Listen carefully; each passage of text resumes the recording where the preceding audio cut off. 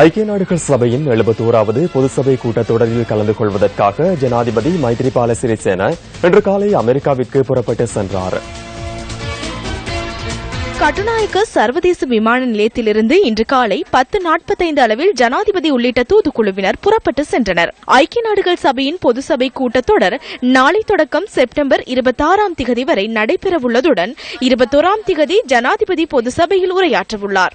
மைத்ரிபால சிறிசேன ஜனாதிபதியாக பதவியேற்றதன் பின்னர் ஐநா பொதுச்சபை அமர்வில் உரையாற்றும் இரண்டாவது சந்தர்ப்பம் இதுவாகும். அத்துடன் தற்போதைய ஐக்கிய நாடுகளின் செயலாளர் நாயகம் பான் கி மூன் இம்முறை பொதுச்சபை அமர்வில் தனது இறுதி உரை ஆற்றவுள்ளமை குறிப்பிடத்தக்கது. ஜனாதிபதி மைத்ரிபால சிறிசேன மகாதா ஜனாதிபதி மைத்ரிபால சிறிசேன நியூயார்க் நேரப்படி இன்றிரவு 8:45 அளவில் நியூயார்க்கை வந்தடைய உள்ளார். இதுவே மைத்ரிபால சிறிசேன தங்கவுள்ள ஹோட்டல். அங்கிருந்து 5 கிலோமீட்டர் தூரத்தில் உள்ள செல்சி என்ற இடத்திலேயே நேற்றிரவு வெடிப்பு சம்பவம் ஒன்று பதிவாகியது. இந்த சம்பவத்தில் 29 பேர் காயமடைந்துள்ளதாக பாதுகாப்பு பிரிவினர் கூறுகின்றனர். எனினும் ஜனாதிபதி மைத்ரிபால சிறிசேனவின் பாதுகாப்பிற்கு எவ்வித பிரச்சனையும் இல்லை என பாதுகாப்பு பிரிவினர் கூறுகின்றனர். සිරිසේන මහත්මයාගේ ආරක්ෂාවට කිසිදු ප්‍රශ්නයක් නැති බවත් මෙහි ආරක්ෂක අංශ පවසා සිටියා.